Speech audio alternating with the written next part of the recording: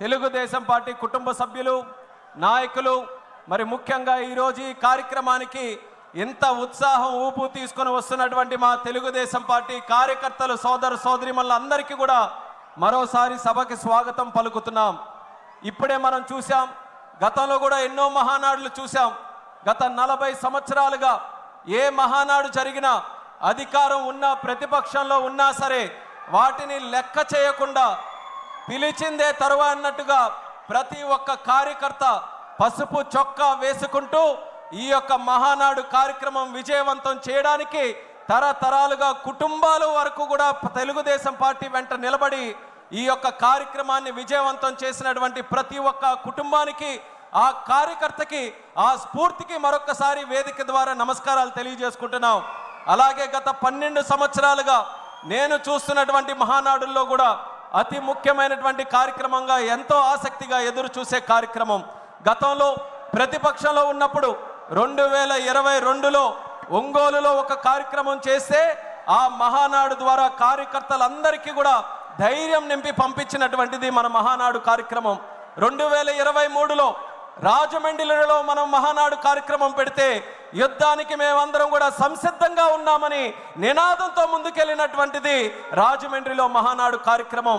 ఆ స్ఫూర్తితో కార్యకర్తలు నాయకులు పార్టీ అందరూ కూడా కష్టపడి ప్రజలతో మమేకమై దేశ చరిత్రలోనే ఎన్నడూ లేని విధంగా 94% స్ట్రైక్ రేట్తో ప్రభుత్వాన్ని ఎస్టాబ్లిష్ చేసినటువంటి ఏకైక రాష్ట్రం మన ఆంధ్రప్రదేశ్ రాష్ట్రంగా కీర్తించబడినటువంటి మన కార్యకర్తల తాలూకా సహకారం మరొకసారి గుర్తు చేస్తున్నాను.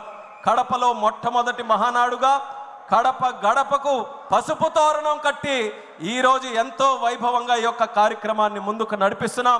ఇప్పుడే మనం చూసాం, యువ నాయకుడు నారా లోకేష్ అన్న గారు ఒక యువ నాయకుడుగా కార్యకర్తల గుండెల్లో ప్రజల గుండెల్లో ఒక సుస్థిరమైనటువంటి స్థానం సంపాదించుకొని ఈరోజు ప్రజా నాయకుడిగా ఎదిగి ఆయన తాలూకా ఆలోచనలతో 40 సంవత్సరాలు స్వర్గీయ నందమూరి తారక రామారావు గారి తాలూకా నాయకత్వంలో నారా చంద్రబాబు నాయుడు గారి నాయకత్వంలో ఈ 40 సంవత్సరాలు తిరుగు లేకుండా పార్టీ ఏ రకంగా ముందుకు నడిచిందో మరో 40 సంవత్సరాలు కూడా తిరుగు లేకుండా తెలుగు జాతి ఉన్నంతకాలం సూర్యచంద్రులు ఉన్నంతకాలం తెలుగుదేశం పార్టీ అనుక్షణం ఉండాలనే ఆలోచనతో మరొక 6 శాసనాలని మన అందరికీ కూడా అందించడం జరిగింది మన లోకేష్ అన్న గారు.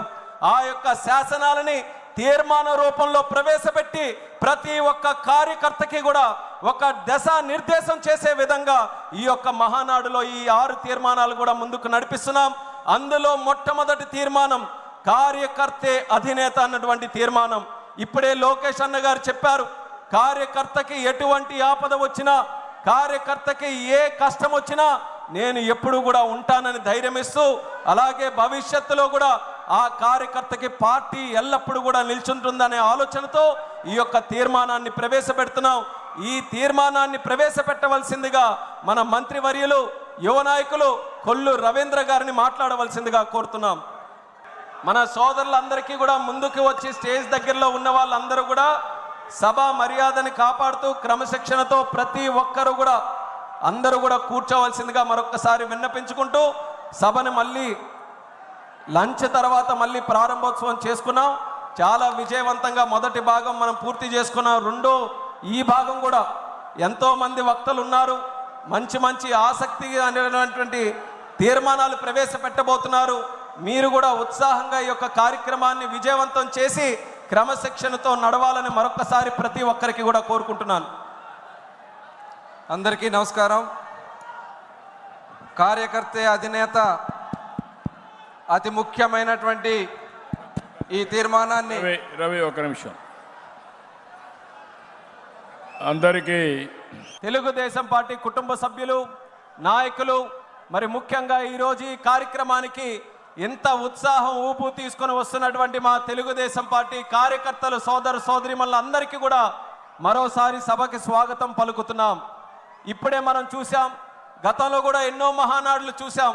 గత 40 సంవత్సరాలుగా ఏ మహానాడు జరిగినా అధికారం ఉన్నా ప్రతిపక్షంలో ఉన్నా సరే వాటిని లెక్క చేయకుండా పిలిచిందే తరువా అన్నట్టుగా ప్రతి ఒక్క కార్యకర్త పసుపు చొక్కా వేసుకుంటూ ఈ యొక్క మహానాడు కార్యక్రమం విజయవంతం చేయడానికి తరతరాలుగా కుటుంబాల వరకు కూడా తెలుగుదేశం పార్టీ వెంట నిలబడి ఈ యొక్క కార్యక్రమాన్ని విజయవంతం చేసినటువంటి ప్రతి ఒక్క కుటుంబానికి, ఆ కార్యకర్తకి, ఆ స్ఫూర్తికి మరొకసారి వేదిక ద్వారా నమస్కారాలు తెలియజేసుకుంటున్నాం.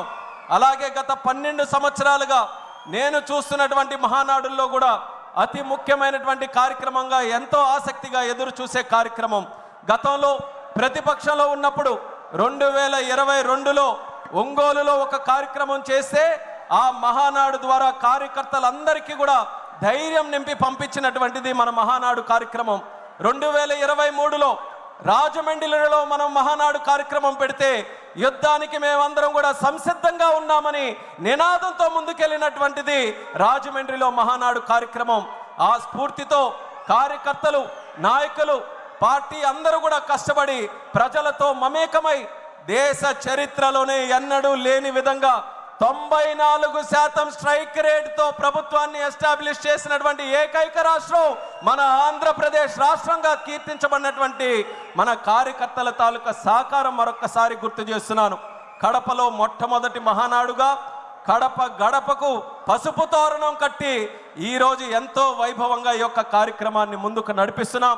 ఇప్పుడే మనం చూసాం, యువ నాయకుడు నారా లోకేష్ అన్న గారు ఒక యువ నాయకుడుగా కార్యకర్తల గుండెల్లో, ప్రజల గుండెల్లో ఒక సుస్థిరమైనటువంటి స్థానం సంపాదించుకొని ఈరోజు ప్రజా నాయకుడిగా ఎదిగి ఆయన తాలూకా ఆలోచనలతో 40 సంవత్సరాలు స్వర్గీయ నందమూరి తారక రామారావు గారి తాలూకా నాయకత్వంలో, నారా చంద్రబాబు నాయుడు గారి నాయకత్వంలో ఈ 40 సంవత్సరాలు తిరుగు లేకుండా పార్టీ ఏ రకంగా ముందుకు నడిచిందో, మరో 40 సంవత్సరాలు కూడా తిరుగు లేకుండా తెలుగు జాతి ఉన్నంతకాలం, సూర్యచంద్రులు ఉన్నంతకాలం తెలుగుదేశం పార్టీ అనుక్షణం ఉండాలనే ఆలోచనతో మరొక 6 శాసనాలని మన అందరికీ కూడా అందించడం జరిగింది మన లోకేష్ అన్న గారు.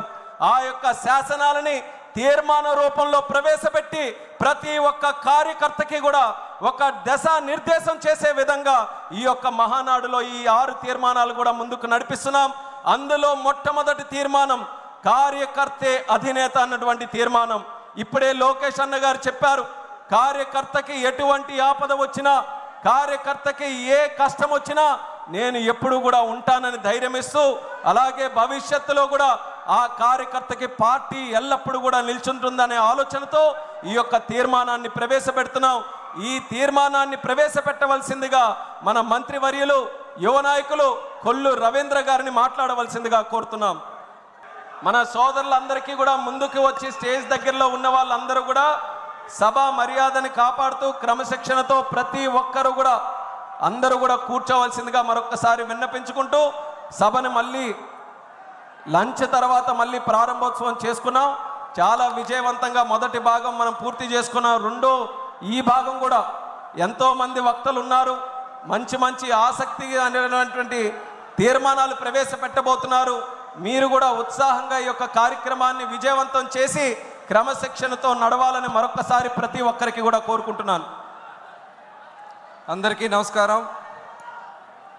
కార్యకర్తే అధినేత అతి ముఖ్యమైనటువంటి ఈ తీర్మానాన్ని రవి ఒక నిమిషం అందరికీ